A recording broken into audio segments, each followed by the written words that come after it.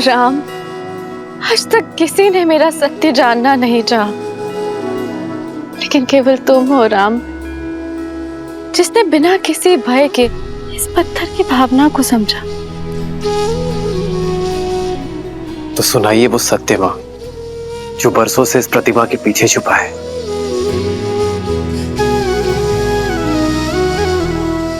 मैं अहल्या, स्वयं ब्रह्मदेव ने मेरा निर्माण किया। ब्रह्मदेव की 5 कन्याओं में से एक हूं।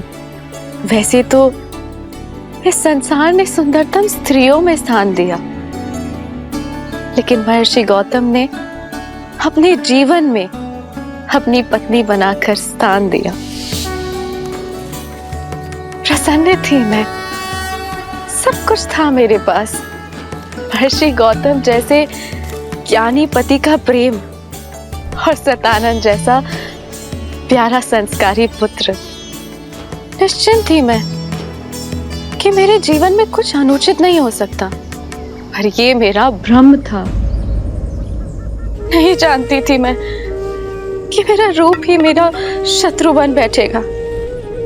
नहीं समझ पाए कि कब देवराज इंद्र की कुदृष्टि मुझ पर पड़ गई। नहीं जानती थी मैं कि देवराज इंद्र उस अवसर की प्रतीक्षा कर रहे हैं जो मेरे जीवन में आपदा बनकर आने वाला था, मेरा संसार बिखेर देने वाला था।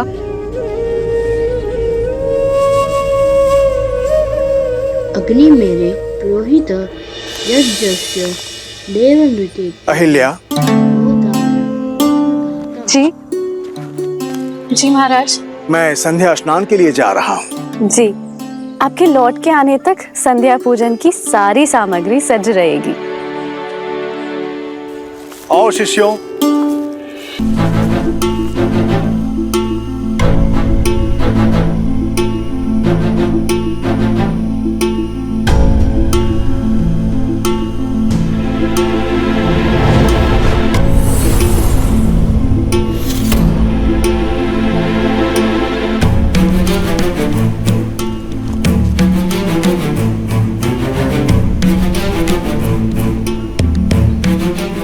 पुत्र सतानंद, तुम्हारे पिताश्री संध्या स्नान के लिए गए हैं और अपने वस्त्र यहीं पर भूल गए। तो जाओ और तुम्हें ये दे के आओ। जी माँ।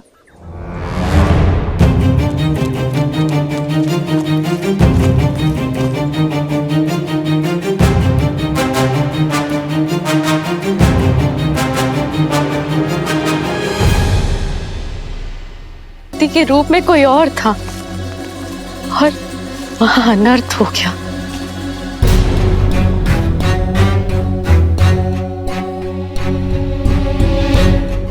कौन हो तुम? मेरा वेश धारण करके मेरे आश्रम में क्या कर रहे हो तुम?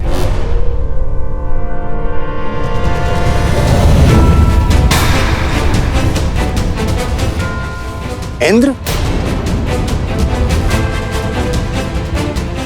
देवता होते हैं मनुष्य और ऋषियों की रक्षा के लिए, परंतु तुम एक ऋषि पत्नी के साथ, ना ही तुम देवराज होने के योग्य हो, ना ही यज्ञ की आहुति प्राप्त करने के योग्य। नहीं ऋषिवर, मुझे क्षमा कर दीजिए, मुझसे बहुत बड़ी भूल हुई है ऋषिवर। तुम्हारे पाप के कारण जीवन के प्रत्येक क्षण में तुम्हें शाप भोगने के योग्य हो तुम।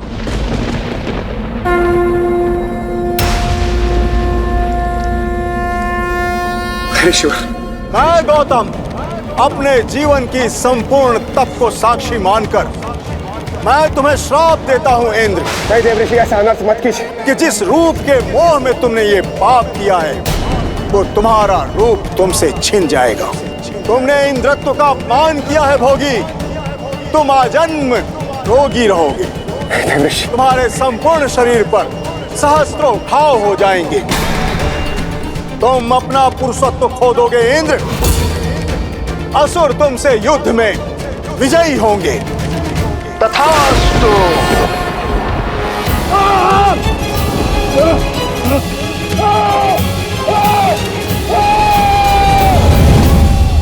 ऋषि गौतम की आंखें पथराई हुई थी, वो मौन थे, मौन।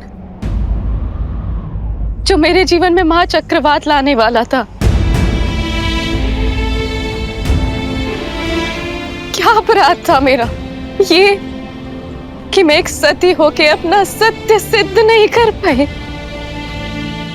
या ये कि मैं एक दुष्ट के मन की मलिनता को समझ नहीं पाई।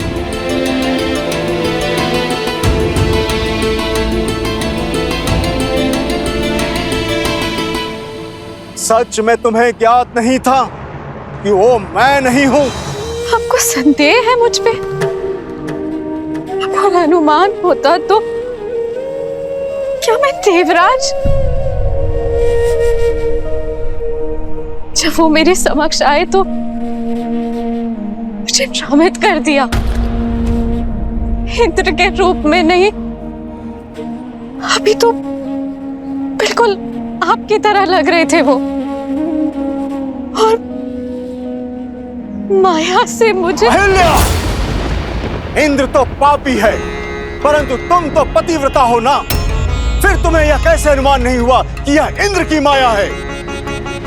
उसने तुम्हें स्पर्श किया और तुम्हें अंतर का अनुभव तक नहीं हुआ।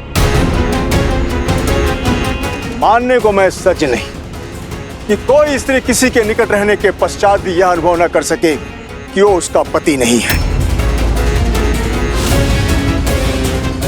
सत्य बोलो अहिल्या, एक ऋषि पत्नी होने के पश्चात भी ऐसा तुच्छ व्यवहार, चरित्रहीन हो तुम।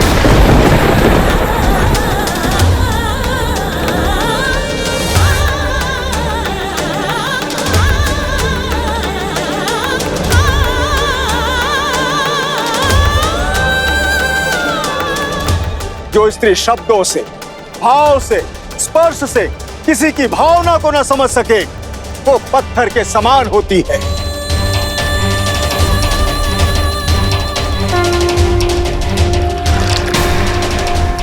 मैं तुम्हें श्राप देता हूं कि इसी क्षण तुम पत्थर की प्रतिमा में बदल जाओ, सदा सदा के लिए।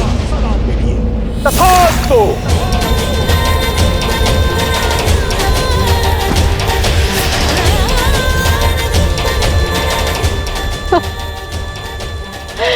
अनर्थ मत कीजिए आर्य, मेरी बात तो सुन लीजिए, मेरे पक्ष का सत्य जान लीजिए। जो देखा उसके पश्चात भी अब क्या कुछ शेष है सुनने के लिए? नहीं अहिल्या, तुम क्षमा के योग्य नहीं हो। मेरा श्राप अवश्य पूर्ण होगा। तुम्हें यह पीड़ा अकेले ही भोगनी पड़ेगी, और जो कोई भी इस क्षेत्र में प्रवेश करेगा तो तुम्हारे पाप का भागीदार बनेगा। तुम्हें श्राप से वही मुक्त करेगा जो काम, क्रोध, मद, मोह, लोभ और मत्सर से मुक्त होगा।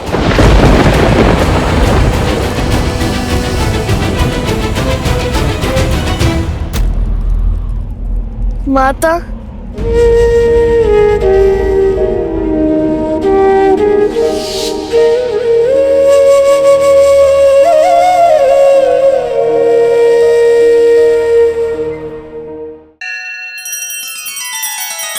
श्री रामचंद्र कृपालु भजु मन हरण भव भय दारुणम्।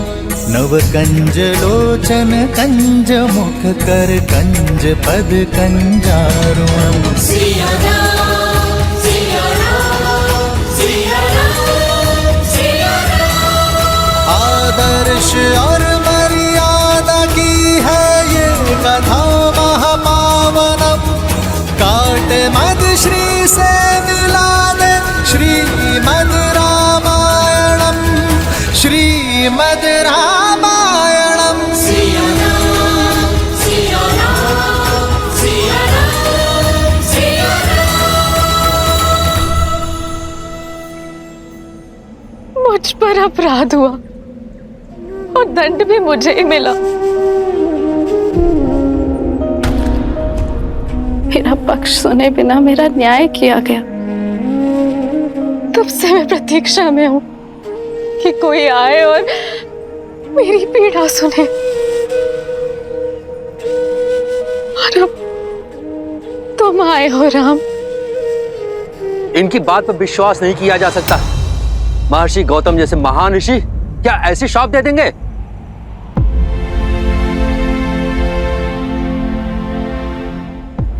यदि एक पति अपनी पत्नी के आंसुओं में छुपा सत्य ना देख सके तो क्या वो पाप नहीं? एक संबंध में सबसे बड़ा पाप होता है उस संबंध में सम्मान खो देना। यदि गौतम ऋषि सम्मान ना खोते, माता अहिल्या के साथ साथ पति पत्नी के संबंध को शाप ना देते, अपराधी को उसके अपराध का दंड अवश्य मिलना चाहिए, पीड़ित को नहीं। एक स्त्री की पवित्रता का मापदंड उसका शरीर नहीं होता, भाव होता है, उसका मन होता है।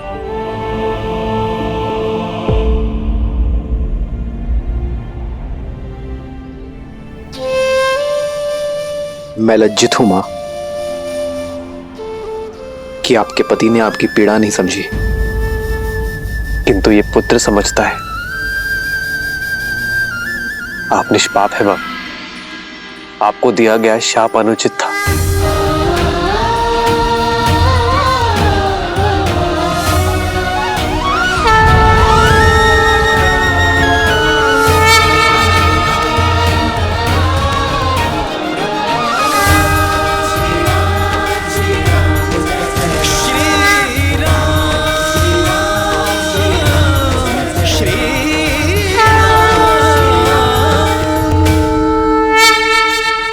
एक मां जब अपनी संतान को जन्म देती है तो कुछ देर के लिए मूर्छित हो जाती है, पथरा जाती है। संतान का रुदन, उसके आंसू, उसके पांव का प्रहार उसे जगाता है मां, संसार में फिर से लाता है। ऐसा ही आपका पुत्र आपको जगाने आया है मां। जाग जाइए मां, लौट आइए।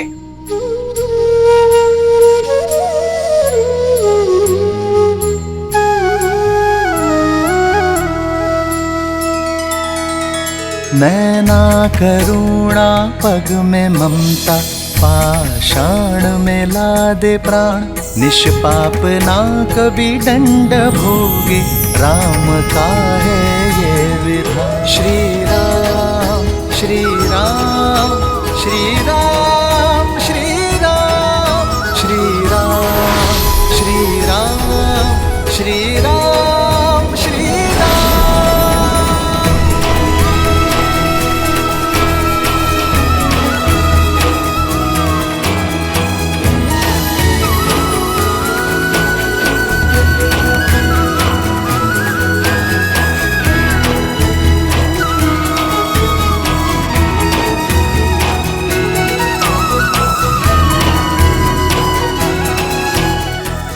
माता,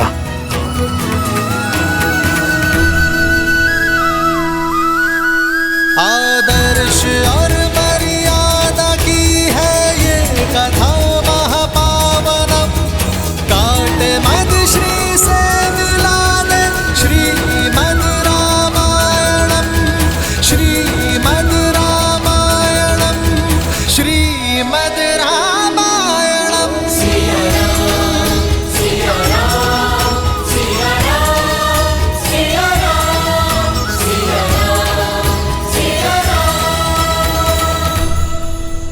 माता, माता, पुत्र, माता,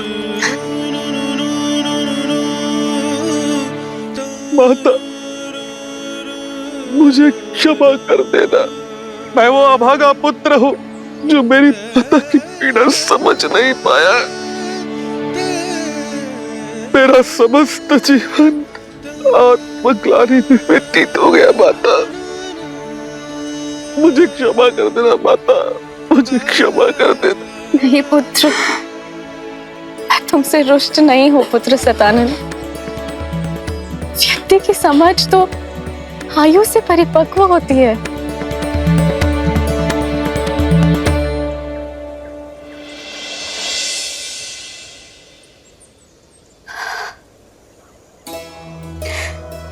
मेरे जाने का समय हो गया है राम, और जीवन का उद्देश्य भी,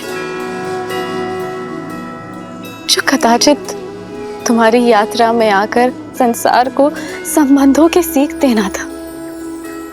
आज तुम्हारे सत्य ने मुझे मोक्ष दिलाया है। जैसे मैं केवल राम का नाम लेकर इस संसार से जा रही हूँ, उसी प्रकार सभी सिर्फ तुम्हारा नाम लेकर ही साथ जाएंगे। राम नाम सत्य है। जीवन में हानि लाभ, शाप वरदान, पवित्र अपवित्र कोई महत्व नहीं रखता। महत्व है तो मात्र एक सत्य का। और यही सोच मनुष्य को जीवन और मरण के चक्र से मुक्ति दिलवाएगी, मोक्ष दिलवाएगी। राम नाम सत्य है। राम नाम सत्य है। राम नाम सत्य है। राम नाम सत्य है। राम नाम सत्य है। जय जय राम श्री राम।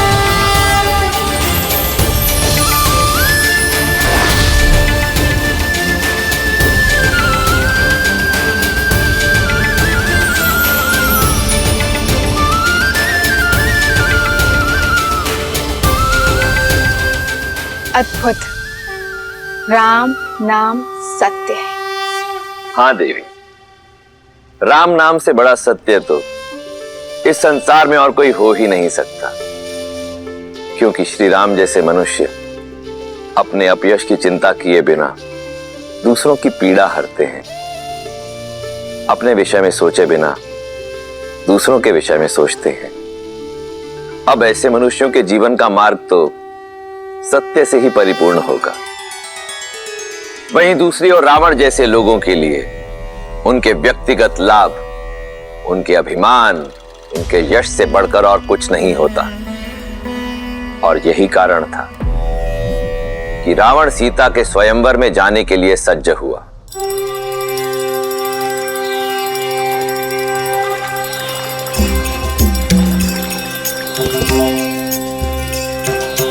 आशुतोष शशांक शेखर चंद्रमौली चिदंबरा कोटि कोटि प्रणाम शंभु कोटि नमन दिगंबरा निरंकार स्वरूप कालेश्वर महायोगीश्वरा दयानिधि ज्ञानेश्वर जय जटाधार अभयंकरा शूलपाणि त्रिशूलधारी औगड़ी बागंबरी जय महेश त्रिलोचनाय विश्वनाथ विश्वंभरा जगतपति अनुरक्ति भक्ति सदैव तेरे चरण हो क्षमा हो अपराध सब जय जयति जगदीश्वरा आशुतोष शशांक शेखर चंद्रमौली चिदंबरा कोटि कोटि प्रणाम शंभु कोटि नमन दिगंबरा कोटि नमन दिगंबरा कोटि नमन दिगंबरा।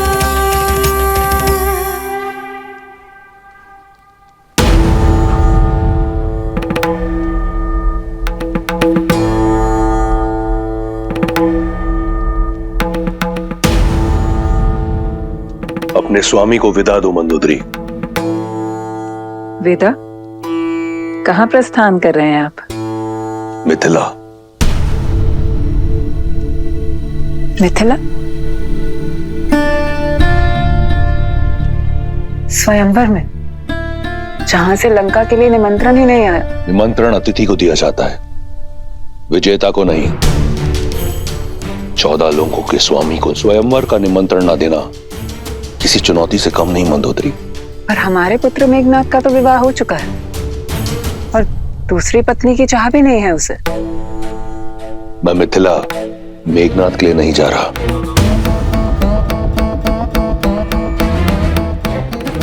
तो फिर तो ये चुनौती सम्मान का नहीं, उपहास का कारण बनेगी रक्षराज। आपकी आयु तो जनक से भी अधिक है। निसंदेह, परंतु ना मैं जनक हूं और ना सीता का पिता। और आयु उन्हीं की बढ़ती है जो स्वयं को वृद्ध माने। इतने वर्षों पश्चात मेरा प्रेम, मेरी सेवा आपके लिए कम पड़ गई। मंदोदरी, तुम मेरे लिए वो अमूल्य रत्न हो जिसका तेज, जिसकी चमक कभी मंद नहीं होगी। तुम सदैव मेरी पटरानी रहोगी। फिर जनक पुत्री क्यों? मैं मिथिला केवल जानकी के लिए नहीं, महान शिव धनुष पिनाक के लिए जा रहा हूं। उसका वहां मिथिला में रहना चुभता है मुझे। जब महादेव का परम भक्त यहां लंका में है तो उनका पावन धनुष वहां मिथिला में क्यों? मैं उसे यहां लेकर आऊंगा अपनी भक्ति के प्रसाद के रूप में। और यदि जानकी मेरी वीरता का पुरस्कार बनकर यहां आती है तो इसमें क्या बुराई है? जो आप करने जा रहे हैं वो अनुचित है लंकेश।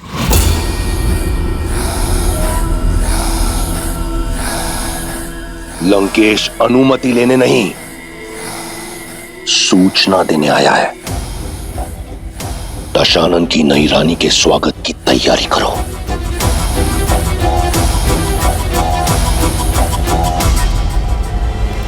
अपने इस भक्त को आशीर्वाद दे महादेव। और मुझे आशा है कि मेरी पटरानी की ओर से आपके धनुष के स्वागत में कोई कमी नहीं रहेगी।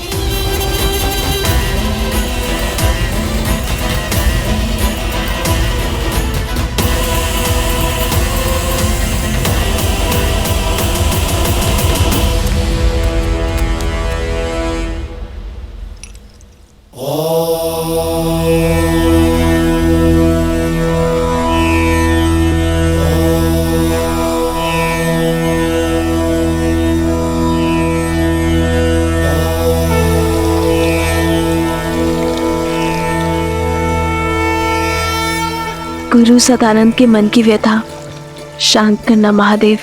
दीदी, दीदी सुनो। मैं पूजा कर रही हूँ उर्मिला। दीदी, आचार्य सदानंद गौतम ऋषि के आश्रम से लौट आए। कहाँ है वो?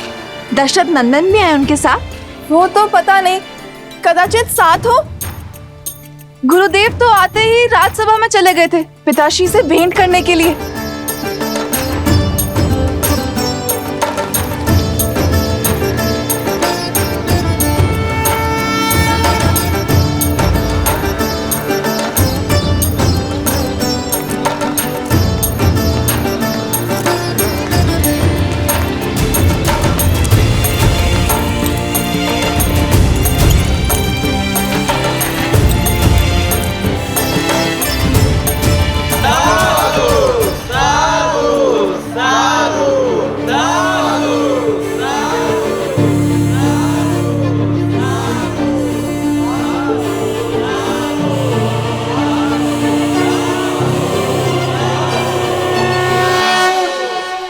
ना सिद्धि थी ना मंत्र, बस आंखों में अश्रु और वचनों में करुणा। राजन, उसका बखान मैं अपने शब्दों में नहीं कर पाऊंगा। अपने स्पर्श से मेरी माता को श्राप मुक्त कर दिया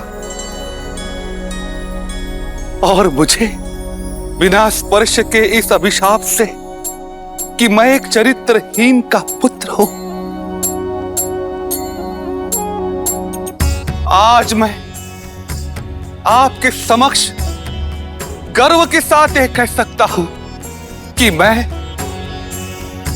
अहिल्या पुत्र सतानंद हूं। मेरी मां कलंकिनी नहीं है, मेरी मां पवित्रा है, पवित्रा। साधु, साधु, साधु।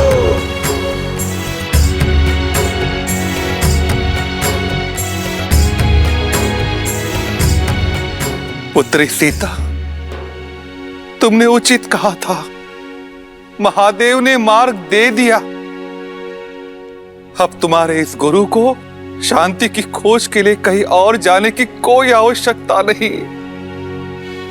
इस समस्त संसार में वस्तु, संपत्ति, शक्ति का कोई मोल नहीं है। मोल है तो केवल राम नाम का। राम नाम सत्य है, राम नाम सत्य है, राम नाम ही सत्य है, राम नाम ही सत्य है, राम नाम ही सत्य है, राम नाम ही सत्य है।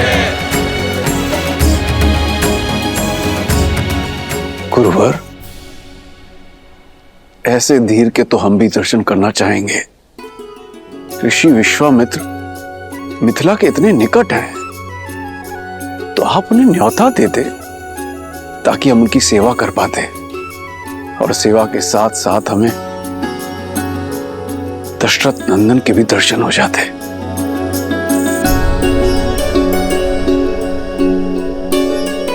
राजन, मैंने प्रयास किया था। ऋषिवर, आप मिथिला के इतने निकट है, हमें सेवा का अवसर देते। मिथिला में शिव धनुष्य यज्ञ होने वाला है और जनक कुमारी का स्वयंवर भी। मैं अवध कुमारों को किसी और उद्देश्य से लेकर आया हूं शतानंद। कभी समय मिला तो मिथिला अवश्य आऊंगा। कदाचित उनके मन में कुछ और है।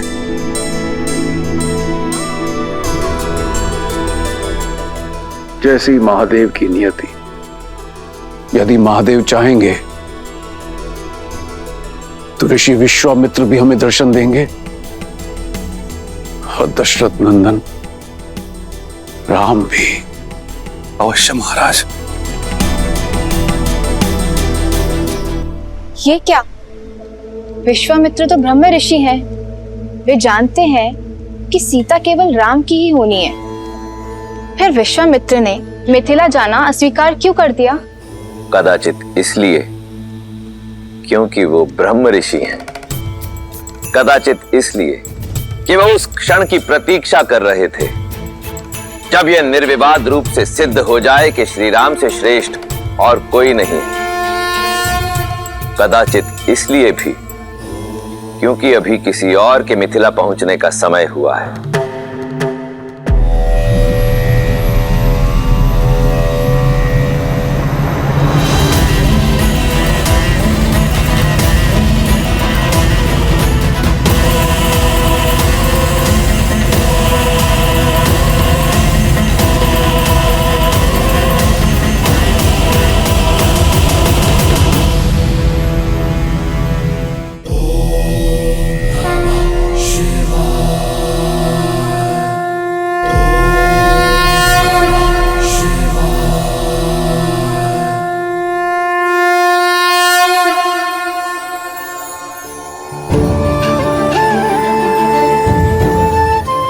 मिथिलावासियों, महापावन शिव धनुष को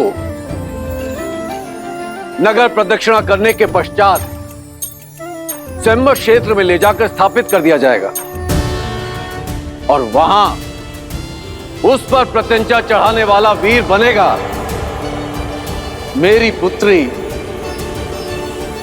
सीता का वर। जनक पुत्री सीता की जनक पुत्री सीता की जनक पुत्री सीता की मिथिला नरेश जनक की मिथिला नरेश जनक की मिथिला नरेश जनक की। अधिक सोचिए मत दीदी, ये धनुष दशरथ नंदन राम के अतिरिक्त कोई नहीं उठाने वाला।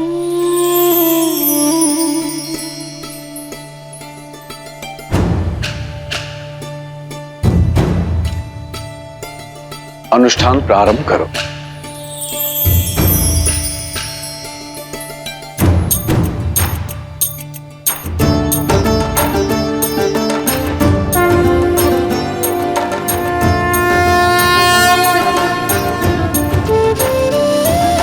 ओम नमः शिवाय, ओम नमः शिवाय।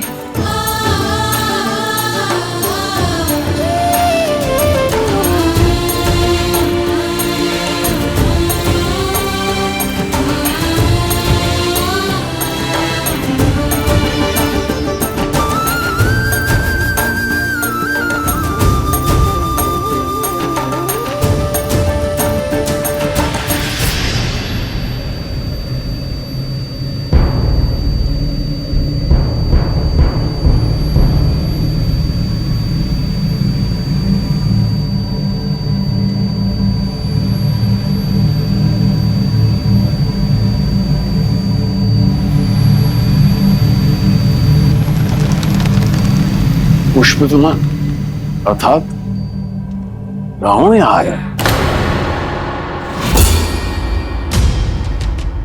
रावण, दशानन, दुष्ट राक्षसों का राजा यहाँ?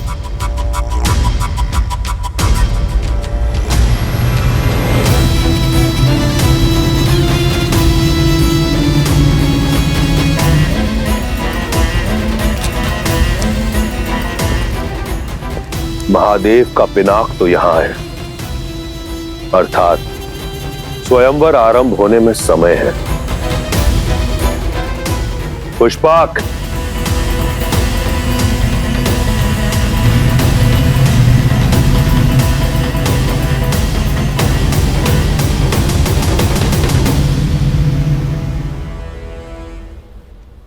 आर्य, बिना निमंत्रण रावण का यहाँ आना क्या उद्देश्य हो सकता है उनका? वो दशानन है, उन्हें निमंत्रण की आवश्यकता नहीं पड़ती और नीति और नियम के अनुसार भी हम उन्हें इस स्वयंवर में भाग लेने से रोक नहीं सकते।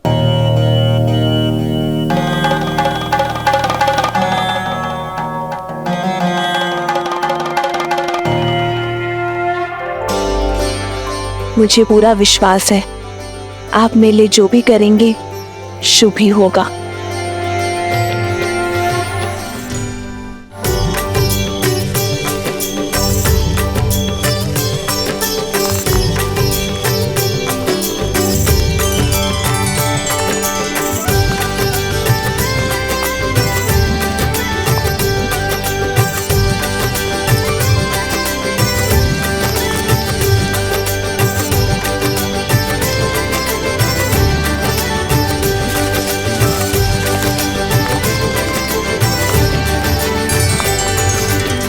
आज भूख प्यास और थकान नहीं हुई लक्ष्मण?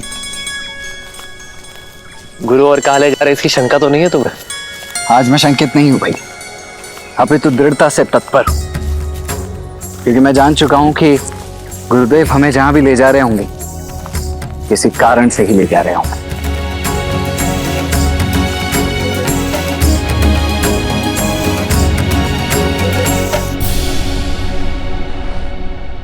यहाँ नहीं रहना हमें, चलो जल्दी चलो। हाँ, यहाँ नहीं रहना, चलो चलो।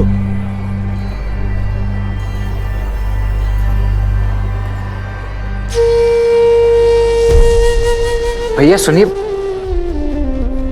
आप सभी इतने चिंतित और भयभीत होकर जा कहाँ रहे? मत पूछो, बस यहाँ नहीं रहना हमें, जाने दो हमें, नरक है ये स्थान।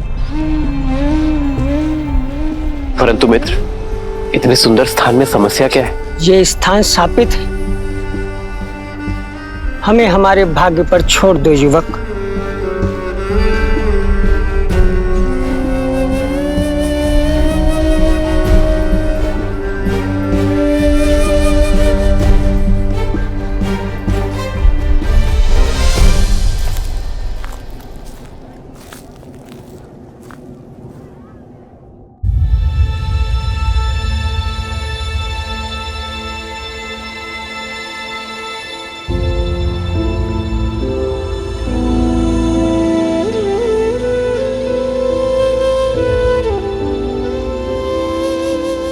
वो झील देख रहे हैं ना, कृष्ण झील।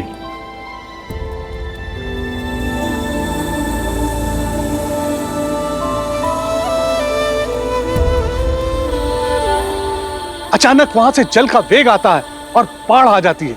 कुछ ही पलों में हमारे खेत घर सब बहा ले जाती है।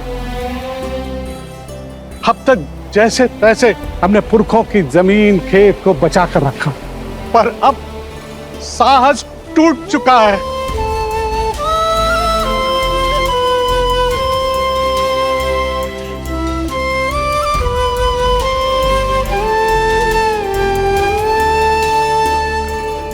समाधान भागने में नहीं, साधने में है।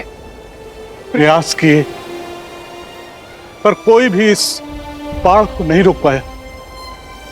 जिसने भी प्रयास किया वो मारा गया।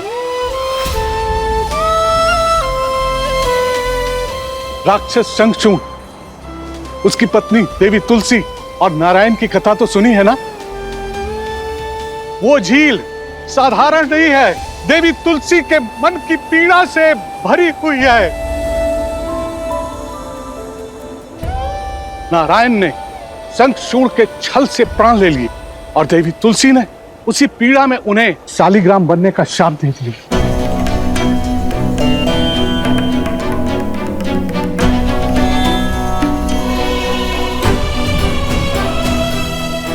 ये शालिग्राम नारायण के चिन्ह है, शापित होकर पड़े हैं गंडकी नदी के तट पर। जहां ईश्वर ही शापित हो, वहां मनुष्य के प्रयास से क्या होगा।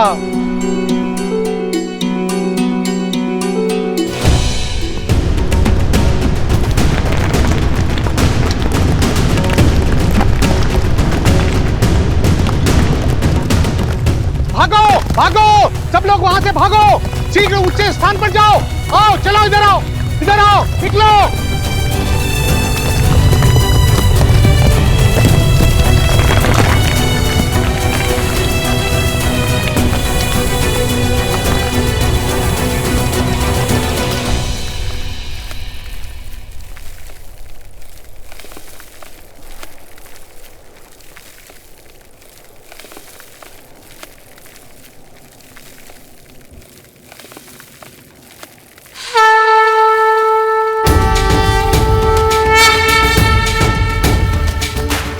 कहां जा रहे हो? ये दुस्साहस तुम्हारे प्राण ले लेगा। आप तो बड़े हैं, ज्ञानी लगते हैं, रोकिए इन्हें। इनसे कहिए कि अपना मार्ग बदल लें। जिन्हें संसार बदलना होता है वे अपना मार्ग नहीं बदलते।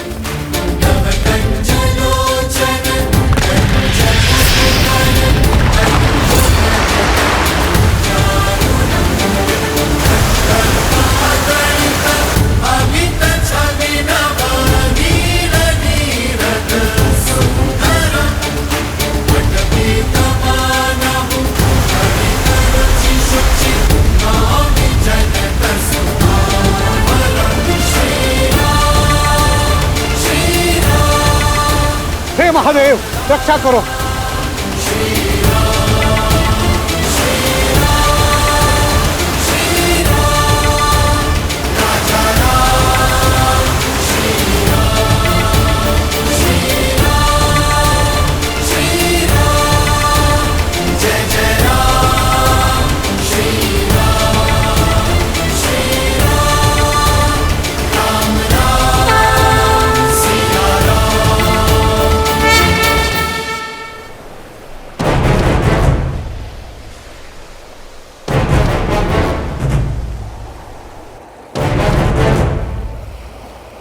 भैया जहां से बांध टूटा है वहीं से बाणों का बांध बना देते हैं। नहीं लक्ष्मण, हमें दीवार नहीं बनानी है, मार्ग बनाना है इस जल की मुक्ति के लिए।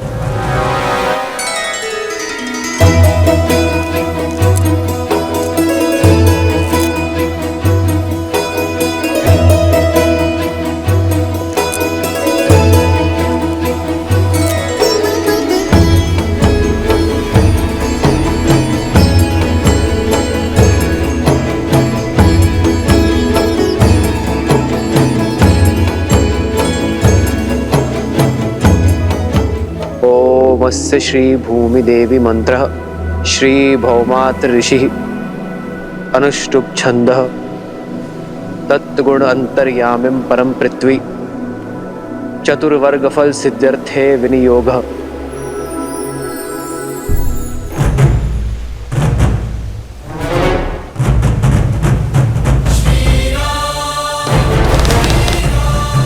ये क्या करने जा रहे हैं?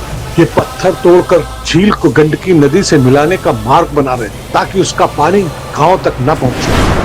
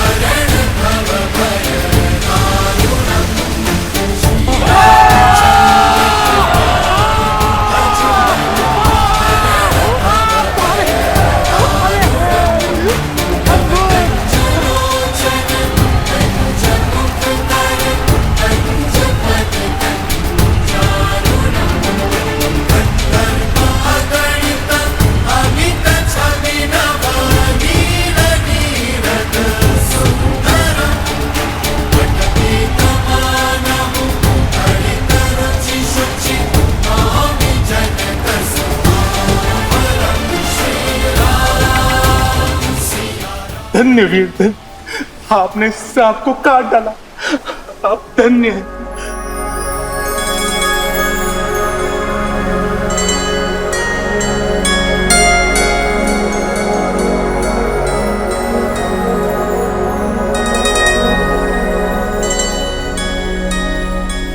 ये शालिग्राम शाप नहीं, एक सीख बनकर यहां विराजे थे।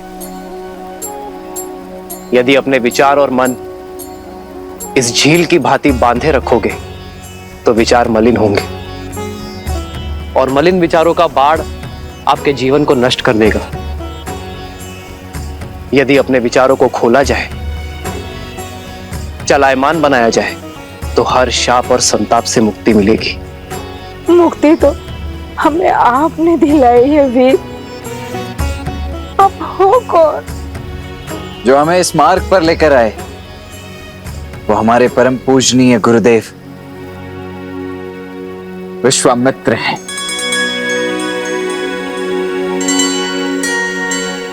और जिन्होंने इस बाढ़ को रोका है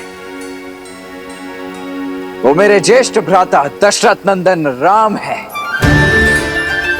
वही राम जिन्होंने ताड़का को मुक्ति दी, जिन्होंने देवी अहल्या को मोक्ष दिया और अब इस झील को गंडक नदी में मिलाकर हमें हमारे कष्ट से तार दिया।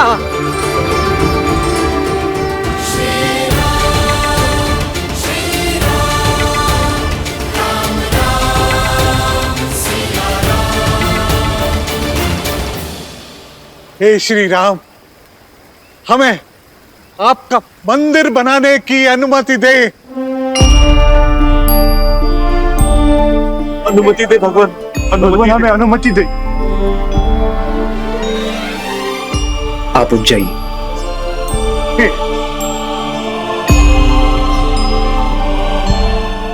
आप सब उठ जाइए।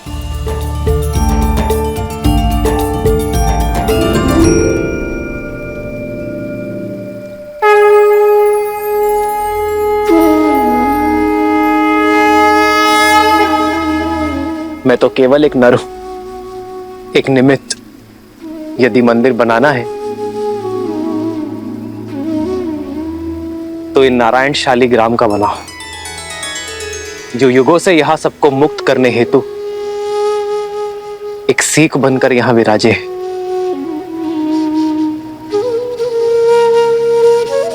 यदि मेरे गुरुवर की आज्ञा हो तो हम भगवान विष्णु का मंदिर बनाते हैं। मन की पीड़ा मार्ग मांगे है नहीं उसे बांधना, मूल संकट का मिटा दो श्री राम की ये भावना। श्री राम श्री राम श्री राम श्री राम।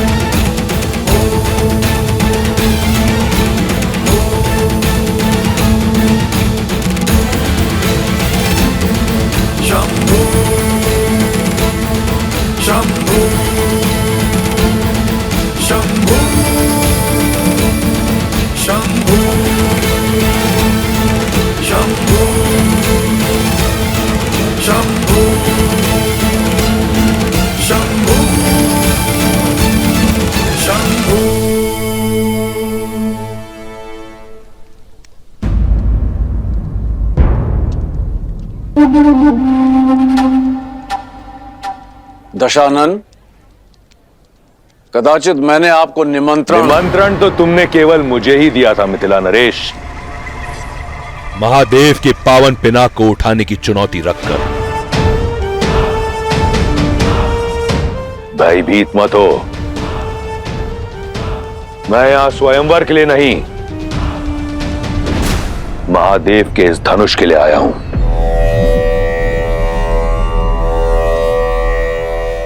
इस संसार में महादेव के परम भक्त के अतिरिक्त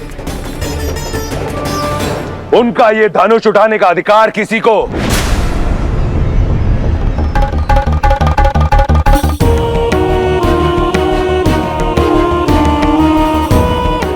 नहीं।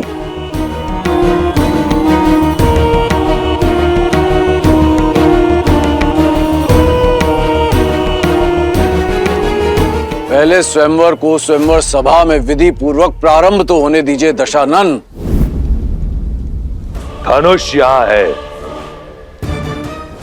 वर भी, स्वयंवर भी। जब चुनौती पूरे होने के सारे साधन यहां है तो फिर समय व्यर्थ क्यों करें? स्वयंवर यहीं होगा, इसी क्षण होगा।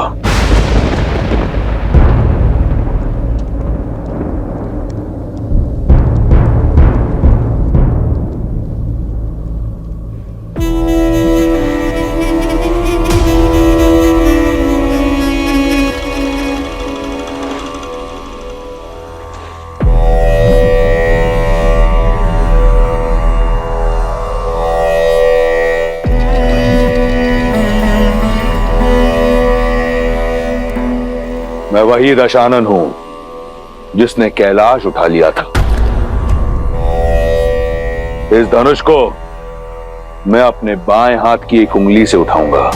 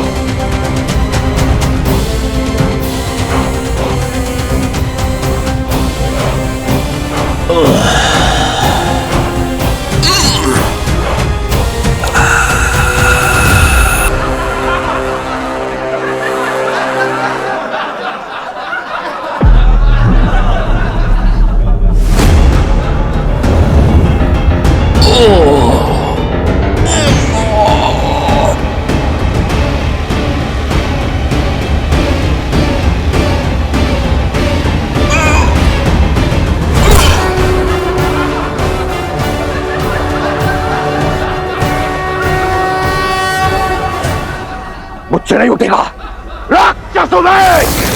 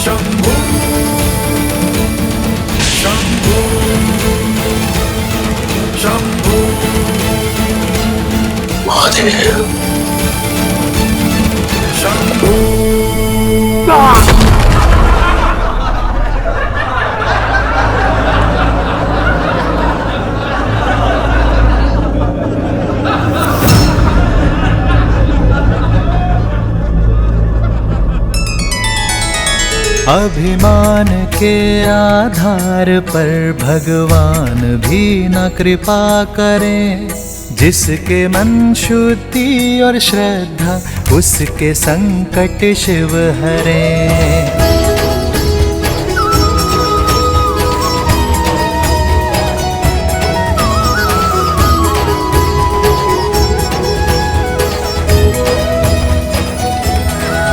आदर्श और मर्यादा की है ये कथा महापावनम। काटे मद श्री से मिला दे श्रीमद् रामायणम। श्रीमद् रामायणम। श्रीमद् रामायणम। सिया राम, सिया राम, सिया राम, सिया राम।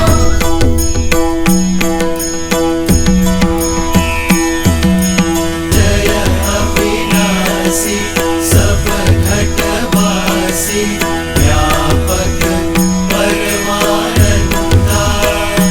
जय जय अविनाशी सब घटवासी व्यापक परमानंदा। अविगत गोपीतम चरित पुनीतम माया रहित मुकुंदा। जिहि लागी विरागी अति अनुरागी विगत मोह मुनि वृंदा। निशिवासर ध्यावहि गुण गण गावहि जयति सच्चिदानंदा।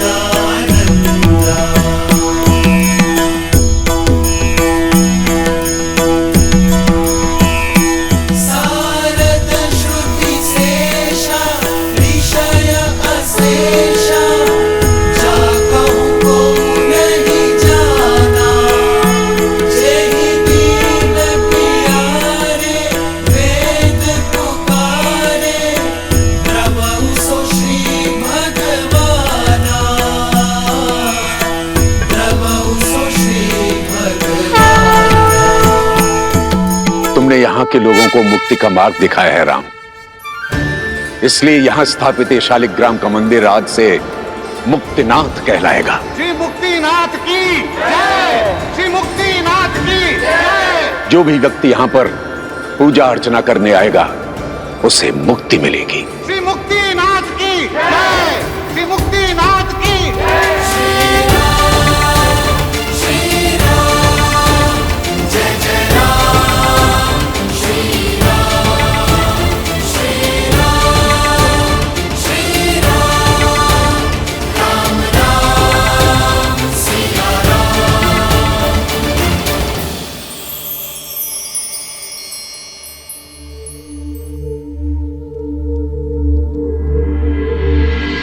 इस संसार में जो कुछ होता है महादेव की इच्छा से होता है। मिथिला का संकट टल चुका है।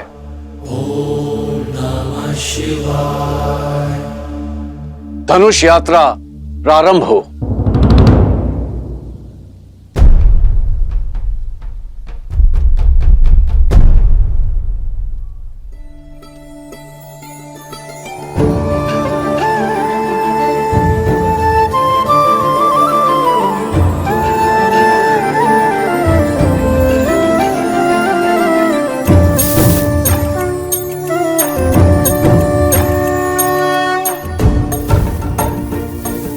हर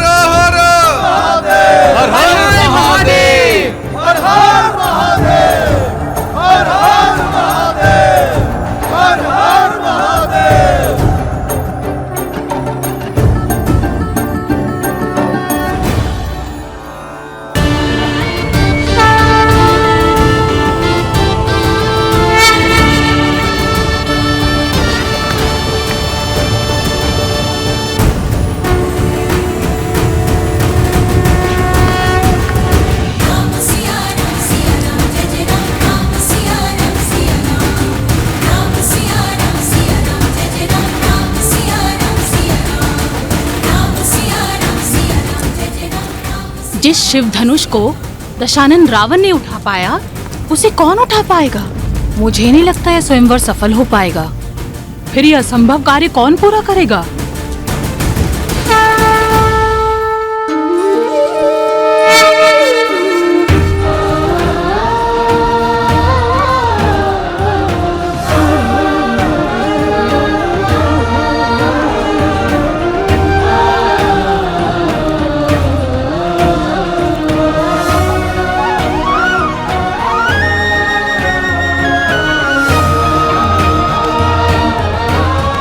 राम, ये है मिथिला नगरी, बड़ी ऐतिहासिक और पावन भूमि है।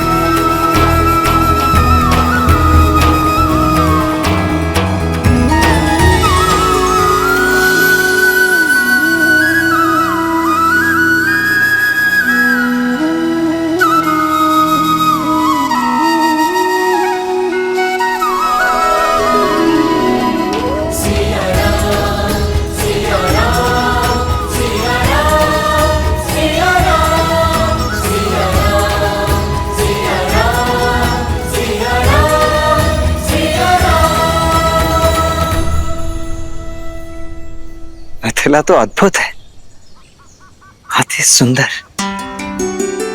अर्थात अब हमें मिथिला के साथ साथ महादेव के पिनाक धनुष के दर्शन करने का भी अवसर मिलेगा।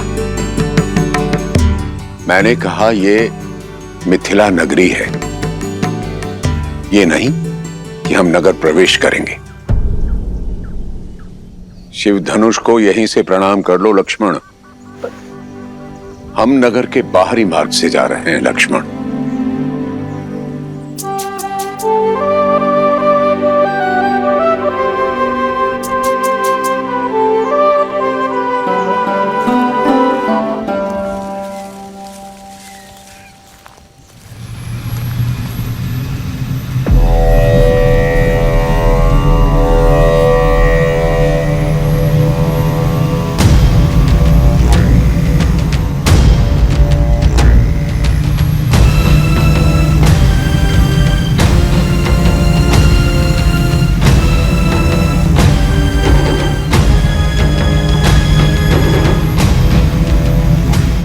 अद्भुत, इतना भव्य विमान किसका है गुरुदेव? और किसका हो सकता है? लंकाधिपति रावण का।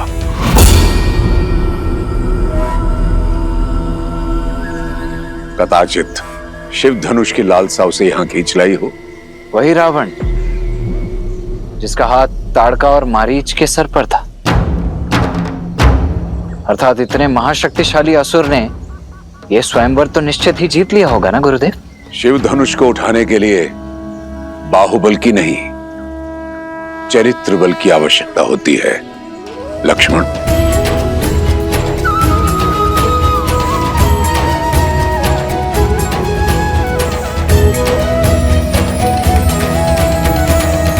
लक्ष्मण, गुरुवर की आगे की यात्रा के लिए भी सज्ज हो?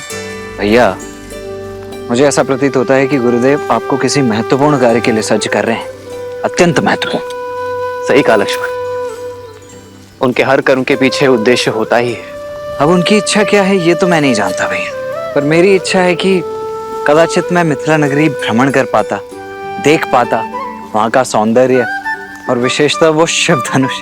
कितना अच्छा होता ना भैया। इच्छा तो मेरी भी यही है लक्ष्मण। आज हम यही विश्राम करेंगे राम। जो आज्ञा गुरुदेव। जो आज्ञा गुरुदेव।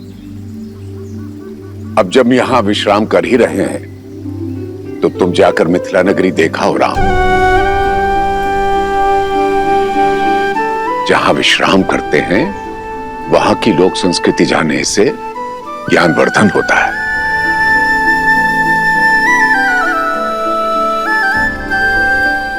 और चाहो तो लक्ष्मण को भी साथ ले जा सकते हो।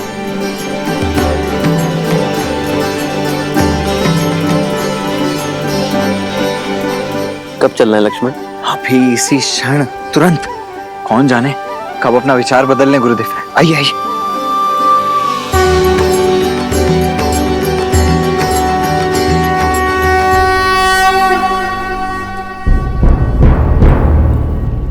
सुना है ना, महादेव ने मिथिला में महाधनुष रखा ही इसलिए ताकि यहां सब शुभ हो। विश्वास रखो।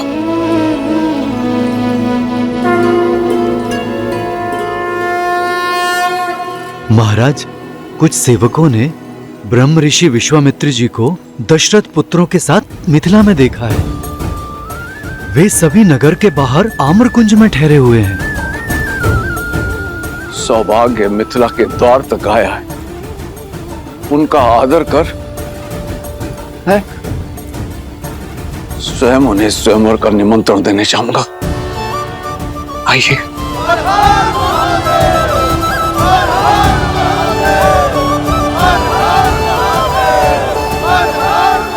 मैथिली जब विवाह करके चली जाएगी तो इस मिथिला को कौन संभालेगा? मिथिला और मैथिली दोनों को महादेव ने संभाला है, आगे भी संभाल लेंगे।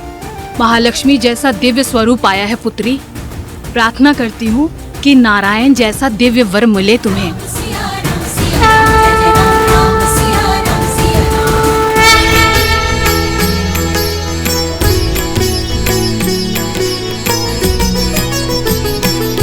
हो परतंत की पंगति पुंद कली, अधराधर पल्लव खोलन की,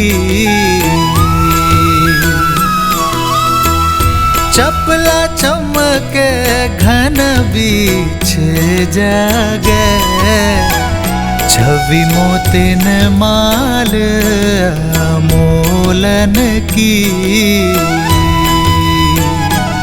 हो घुंघरारी लटे लटके मुख पर, कुंडल लोल का पोलन की।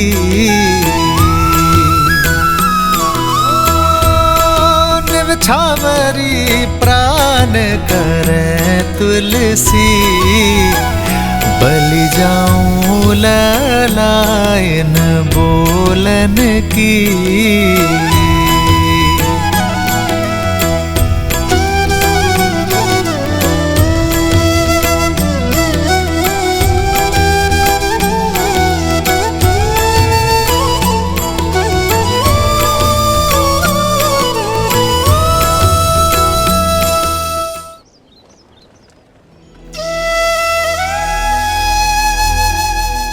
बाहर से जितनी सुंदर लग रही थी, भीतर से तो उससे कहीं अधिक सुंदर लग रही है ये मिथिला, है ना भैया? हाँ लक्ष्मण, मिथिला का सच्चा सौंदर्य यहाँ के लोगों की सोच और संस्कृति में ज्ञान का गढ़ है ये नगर।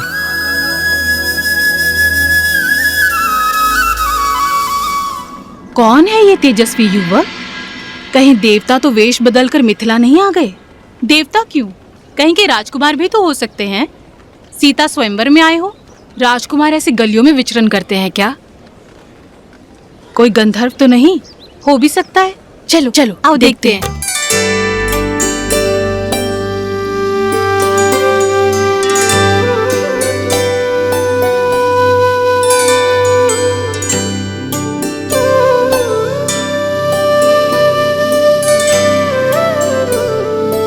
भैया, वो स्त्रियां दिख रही हैं। मुझे ऐसा प्रतीत हो रहा है कि वो हमारा पीछा कर रही है, परंतु क्यों? स्वयंवर का वातावरण है लक्ष्मण। हो सकता है तुम में अपनी पुत्रियों का वर ढूंढ रही हैं। फिर तो पहले आप पकड़े जाएंगे भैया। ज्येष्ठ भ्राता का विवाह पहले होता है। लक्ष्मण, यहाँ ज्येष्ठ कौन है कोई नहीं जानता। आप मुझे भयभीत करने का प्रयास कर रहे हैं। जाइए, मैं आपसे बात नहीं। लक्ष्मण आओ। अब तक समझ में नहीं आ रहा ये राजकुमार है या मनुष्य के वेश में कोई देव? एक उपाय है, हम इन्हें अपनी ये मिठाइयाँ और ये सामान बेच देते हैं। मूल्य चुकाने के लिए इन्हें धन देना होगा। यदि इन्होंने धन दिया तो ये राजकुमार है, और यदि इनके पास धन नहीं हुआ तो फिर तो ये देवता हैं, देवता। चलो।